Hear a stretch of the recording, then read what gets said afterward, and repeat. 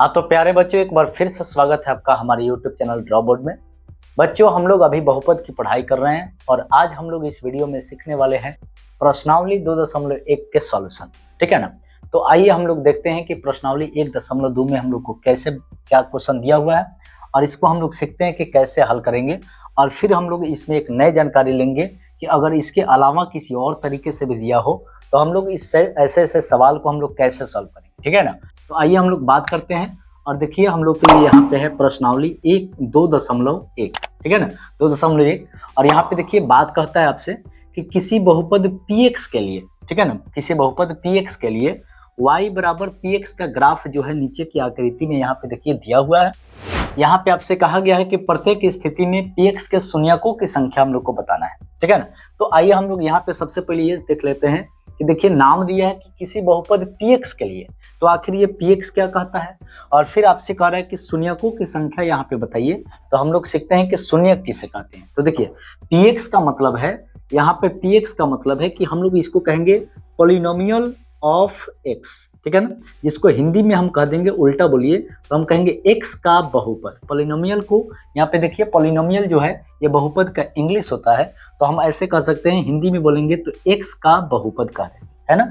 यानी यहाँ पे px का मतलब है कि हमारा जो बहुपद दिया है उसमें चर के रूप में समझिए कि x होगा, इसलिए इसका नाम हम px देते हैं।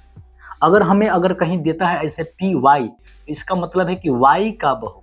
ठीक है ना, y का बहुपद ये है, इसका मतलब ये है यहाँ पे जो भी हमें बहुपद देगा उसमें चर के रूप में क्या होगा, तो चर के रूप में y होगा। ठीक है ना। अगर चर के रूप में y है तो यहाँ पे समझिए कि y का बहुपद। इसी तरह pz हो सकता है, pa हो सकता है, pb हो सकता है, कुछ भी इस तरीके से हम लोग को दिया है तो इसका मतलब है कि यहाँ पे जो भी यहाँ चर दिया है उसी का बहुपद ऐसे नाम दिया जा रहा है। ठीक है ना।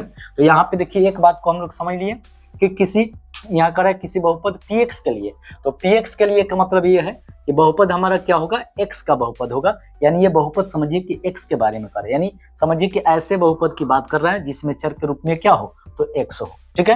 अच्छा, अब दूसरी बात इसमें कर रहा है कि इसका शून्यक बताना है। तो देखिए एक नाम है यहाँ पे शून्यक।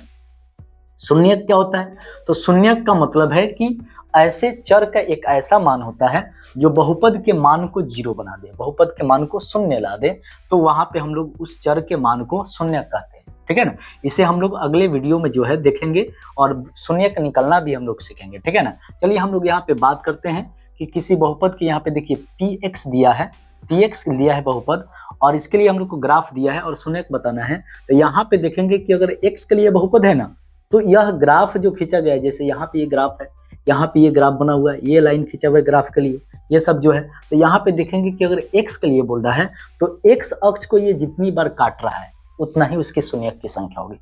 अगर यहाँ पे py देता, ठीक है ना, बहुपद का नाम py होता, तो यह ग्राफ जो है y अक्ष को जितनी बार काटता वह उसकी शून्यक की संख्या हो जाता। लेकिन यहाँ पे देखिए बात किसके लिए कह रहा है, x के लिए। इसका मतलब ये है कि यहाँ समझिए कि ये ग्राफ में यह जो बात है, यह x अक्ष को जितनी बार कटा हुआ है वह उसकी शून्यक की संख्या हो जाएगी। तो आइए हम लोग इसमें देखते हैं। देखिए कि ग्राफ यहाँ पे खींचा हुआ है और यह बताइए x अक्ष को क्या काट रहा है, तो x अक्ष को नहीं काट रहा है, ये अलग है। ठीक है ना। इसका मतलब है कि इसमें शून्यकों की संख्या, यानी कितने शून्यक होंगे इसके, तो इस बहुपद का जिसका ग्राफ ये दिया हुआ है इसके कितने शून्यक होंगे, तो एक भी शून्यक नहीं होंगे, इसका मतलब शून्यकों की संख्या 0 हो जाएगा। ठीक है ना। यहाँ पे देख रहे हैं कि इस ग्राफ में x अक्ष को देखो कितने बार काट रहा है, तो एक बिंदु पर काट रहा है, मतलब एक जगह काट रहा है। इसका मतलब है कि इस ग्राफ के लिए शून्यक कितने हो जाएंगे, तो शून्यक कितने हो जाएंगे, तो एक जगह काट रहा है मतलब 1 हो जाएंगे। इसका मतलब है कि शून्यक इस बहुपद के लिए जिसका ग्राफ है ये, उसका शून्यक कै गो होगा, यानी 1 होगा। यानी शून्यकों की संख्या, नंबर ऑफ मतलब शून्य, ठीक है ना, यानी नंबर ऑफ मतलब ये जीरोज कहा जाता है इंग्लिश में, यानी शून्यकों की संख्या कितने शून्यक होंगे, तो 1 शून्यक होंगे। ठीक है ना।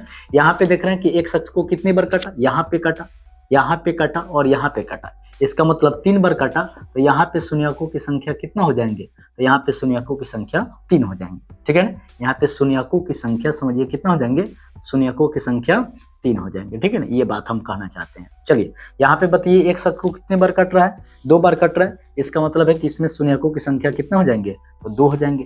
यहाँ पे देखिए एक शख्स को कितनी बार कट रहा है, तो x अक्ष को देखिए यहाँ पे 4 बार कट रहा है, इसका मतलब शून्यकों की संख्या कितना हो जाएगा, 4 हो जाएगा। यहाँ पे देख रहे हैं x अक्ष को कितने बार काटा, तो x अक्ष को यहाँ पे 3 बार काटा। देखो यहाँ पे y अक्ष है, ये ठीक है ना। तो एक शब्द को 3 बार काटा, इसका मतलब है इसके भी शून्यकों की संख्या कितना हो जाएगा, तो 3 हो जाएगा। ठीक है ना। तो उम्मीद है कि आपको ये चैप्टर जो है बढ़िया से समझ में आया होगा, और यदि अच्छा लगा हो तो वीडियो को जरूर लाइक कीजिए और चैनल को जरूर सब्सक्राइब कर लीजिए। आपको ऐसे ही वीडियो इसमें मिलते रहेंगे और आपको बेहतरीन तरीके से 10th बोर्ड की आप तैयारी कर पाएंगे। तो आज के लिए इतना ही, मिलते हैं अगले वीडियो में। आज के लिए आपका बहुत बहुत धन्यवाद।